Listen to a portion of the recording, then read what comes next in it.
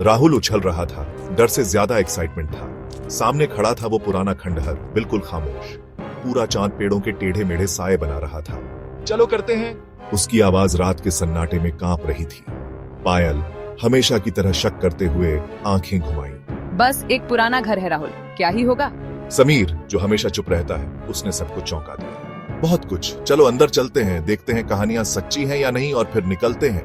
दीप्ति जो हमेशा समझदारी की बात करती है, उसने अपने जोश से और भी हैरान कर दिया। चलो डरपोकों, करते हैं ये। चारों दोस्त हिम्मत और डर के मेल से किरकिराते लोहे के गेट को धकेलकर अंदर ओवरग्रोन रास्ते पर चले गए। उनके दिल क्रिकेट की आवाज के साथ धड़क रहे थे। राहुल की टॉर्च की रोशनी में धूल के कण नाच रहे थे। हर कण जैसे एक कहानी कह रहा हो, एक भूली बिसरी याद को ताजा कर रहा हो। अंदर की हवा भारी थी, सड़ांध और किसी और चीज, किसी अनजानी लेकिन बेचैन करने वाली चीज की गंध से भरी हुई। ऐसा लग रहा था जैसे यह घर अपने रहस्यों को छुपाने की कोशिश कर रहा हो। हर कदम की आवाज सन्नाटे में गूंजती थी, जैसे कोई अदृश्य शक्ति उनके पीछे चल रही हो। हर गूंज उनके दिल की धड़कन को तेज कर रही थी। लगता था जैसे आवाज सायों से चिपक रही है, साए जो दीवारों पर रेंगते हुए दिख रहे थे, जैसे किसी पुरानी कहानी के पात्र हों। जैसे जैसे वे आगे बढ़े, तापमान गिर गया। ठंड इतनी बढ़ गई थी कि उनकी सांसें भी धुआं बनकर बाहर आ रही थी।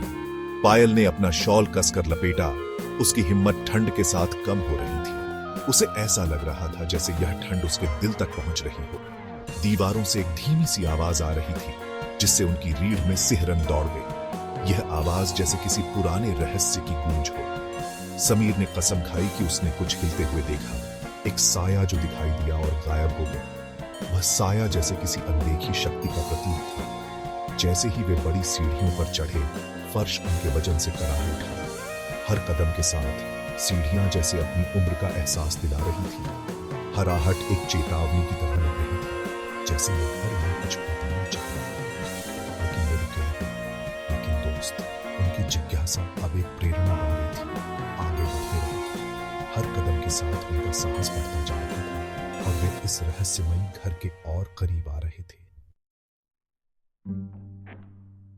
वे खुद को एक लंबे संकरे दालान में पाते हैं, जिसकी दीवारों पर स्टर्न चेहरों वाले लोगों के फीके चित्र लगे हैं, जो उन्हें अपनी आंखों से फॉलो कर रहे थे।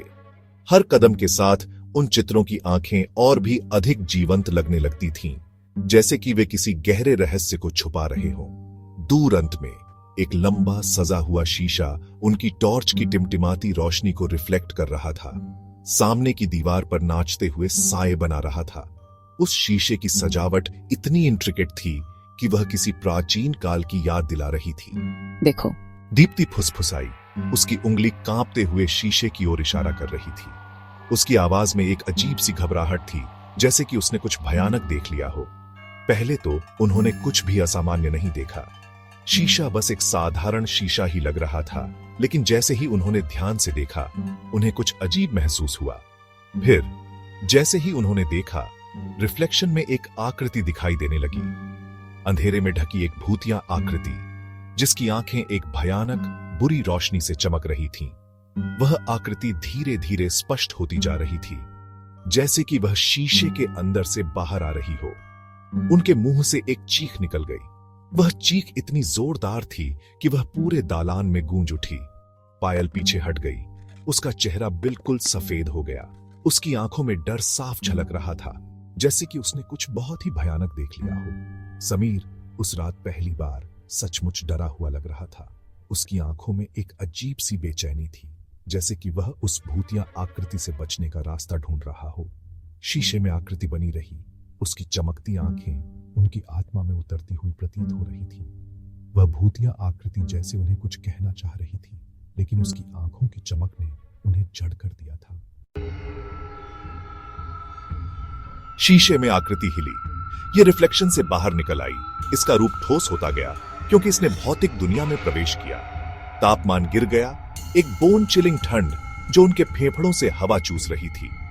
यह आकृति लंबी और कंकाल जैसी थी। इसके किनारे धुंधले और अस्पष्ट थे। हालांकि इसकी आंखें बहुत साफ थीं, ठंडी बुरी ऊर्जा के दो गोले जो हवा से गर्मी और रोशनी निकाल रहे थे। तुम क्या चाहते हो? आकृति चुप रही। उसकी उपस्थिति ही बहुत कुछ कह रही थी। इसने एक कदम आगे बढ़ाया। इसका अलौकिक रूप फर्श पर तैरता हुआ प्रतीत हो रहा था। दीप्ति, जिसकी आंखें दहशत से फैली हुई थीं, उसने महसूस किया कि वे फंस गए हैं। यह कोई भूतिया कहानी नहीं थी, यह असली था और यह उनके लिए आ रहा था। दीप्ति का दिमाग तेजी से दौड़ रहा था। इस दुह स्वप्न से बचने का कोई उपाय ढूंढ रहा था।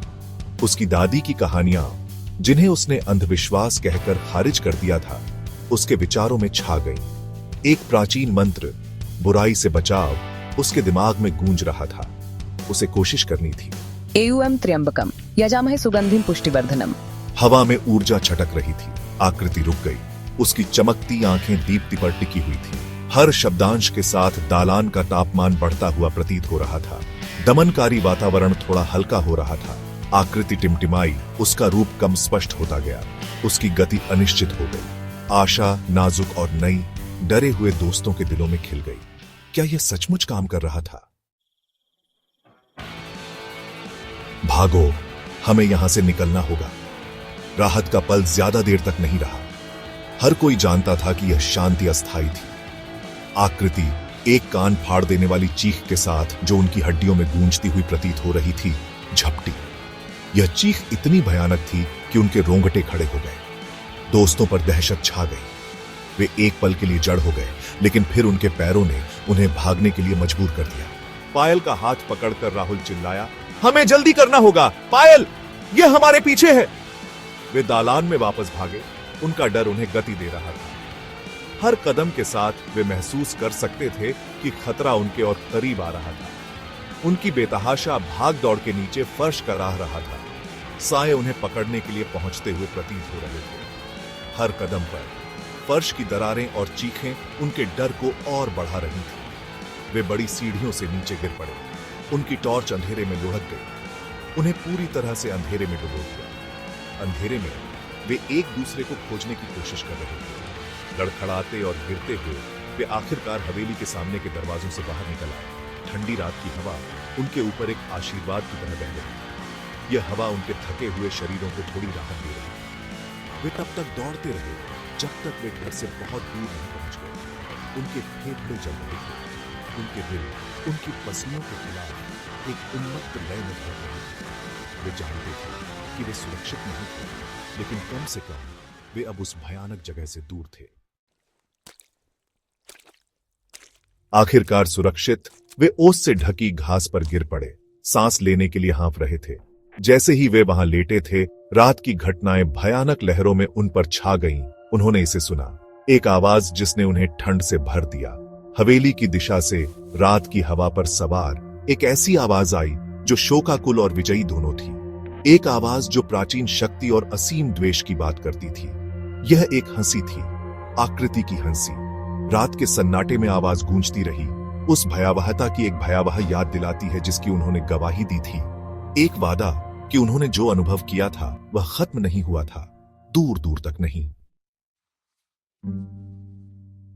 चारों दोस्तों ने उस रात के बारे में फिर कभी बात नहीं की, लेकिन याद बनी रही उनकी आत्माओं पर एक काला धब्बा। उनमें से प्रत्येक ने उस रात का भार ढोया। उनके दिमाग में हमेशा के लिए आतंक समा गया। नींद ने कोई राहत नहीं दी, क्योंकि तब बुरे सपने आते थे, ज्वलंत और निरंतर। हवेली खामोश खड़ी थी, शहर को देखती हुई एक सतर्क प्रहरी। लेकिन इसकी सड़ती दीवारों के भीतर बुराई दुबकी हुई थी, अपने अगले अनसुने पीड़ितों की प्रतीक्षा कर रही थी। आकृति, उसकी हंसी अभी भी सन्नाटे में गूंज रही है, बनी रही। इस तथ्य का एक भयावह प्रमाण कि कुछ जगहों को अबाधित छोड़ देना सबसे अच्छा है, कुछ दरवाजे बंद नहीं खोलना बेहतर है, क्योंकि कुछ बुरे सपने एक बार उजागर होने के बाद वास्तव में कभी खत्म नहीं होते हैं।